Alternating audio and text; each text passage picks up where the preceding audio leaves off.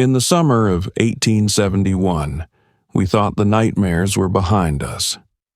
The burial mound stood quiet beneath its cairn of stones, and the fields my wife and I worked flourished under Nebraska's sun. Our corn grew tall, and our children played fearlessly in the creek that ran behind our cabin. Life had settled into a rhythm we believed we'd earned. Then, one August morning, our eldest boy came running from the ridge where he'd been hunting rabbits. His face was pale, and his hands trembled as he gripped my sleeve. "Papa," he said breathlessly, "there's a woman up there. She's just standing in the trees, watching our place." My wife looked up from her wash kettle, her eyes meeting mine with that same worry we'd hoped never to feel again. I took my rifle and followed the boy up the hillside, my boots crushing wild asters that had bloomed since spring. We reached the spot where he'd seen her, but found only trampled grass and a single set of footprints. Small, bare feet pressed deep into the soft earth. They led east toward the ravines, then vanished at the edge of a limestone outcrop. That night, as we sat at supper, our daughter asked why the lady was standing by the barn earlier that afternoon. My wife's spoon clattered against her bowl. "What lady?" I asked, keeping my voice steady.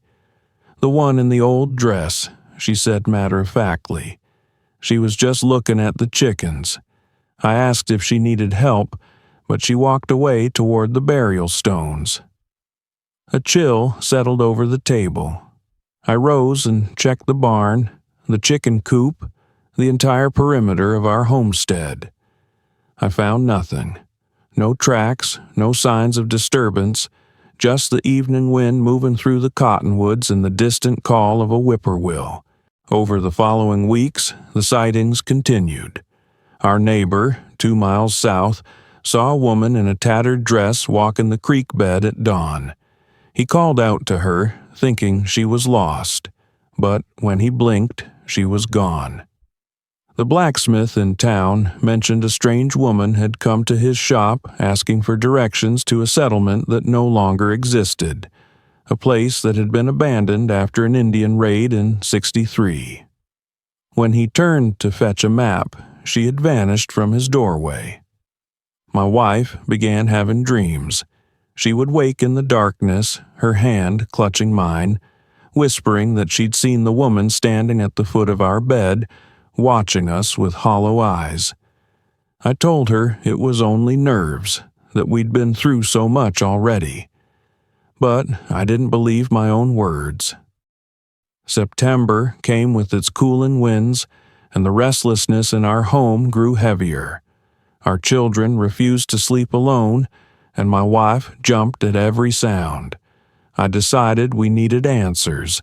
I rode to the territorial office in Beatrice and searched through old records and newspaper accounts, looking for anything about wagon parties lost in our area.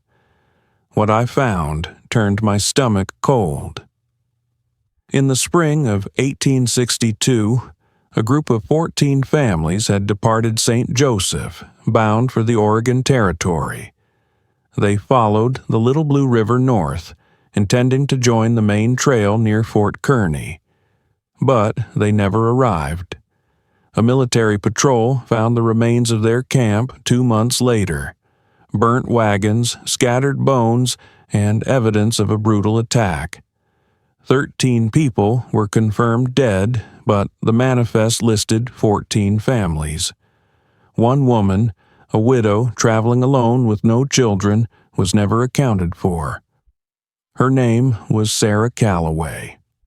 And the last anyone saw of her, she had wandered away from camp the night before the attack, delirious with fever, talking about voices calling her into the hills.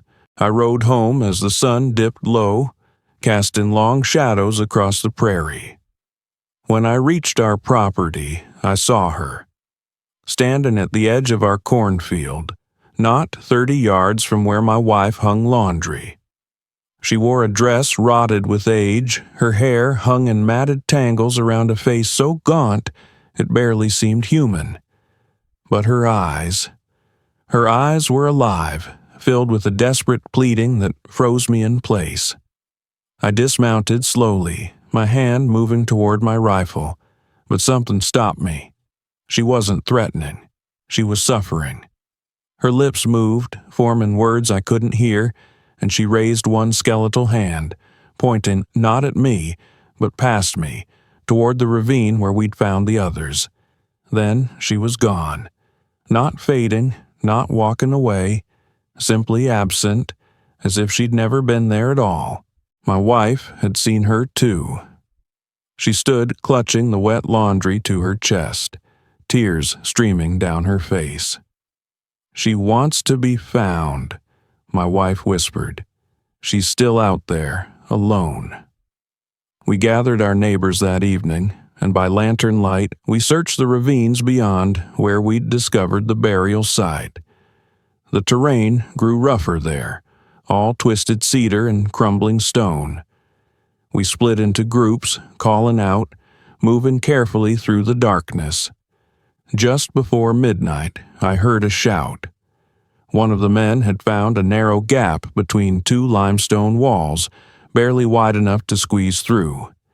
Inside, the space opened into a small natural chamber, and there, curled against the far wall, were the remains of a woman. Her bones were small and fragile, still wearing the remnants of a calico dress. Beside her lay a small leather journal, its pages brittle with age. I opened it carefully and, by lantern light, read the final entry, dated May 3rd, 1862. "I can hear them calling my name, but I cannot find my way back. The fever burns, and the darkness is so complete. If anyone finds this, know that I tried. I tried so hard to return." Her name was written on the inside cover, Sarah Calloway.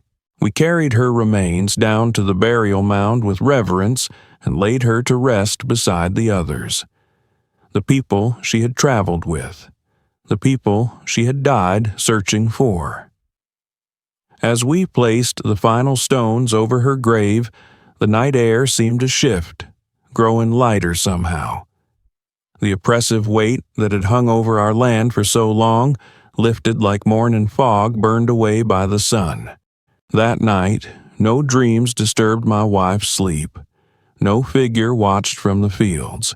And when dawn came, it felt different, cleaner, as if the land itself had exhaled a long-held breath. We never saw Sarah Calloway again, but sometimes, in the quiet moments when I walk past that burial mound, I feel a presence. Not frightening, but peaceful. As if someone is finally resting after a long and terrible journey home. The prairie keeps its dead close, and the wind still carries their stories. But some stories, once told, are allowed at last to end.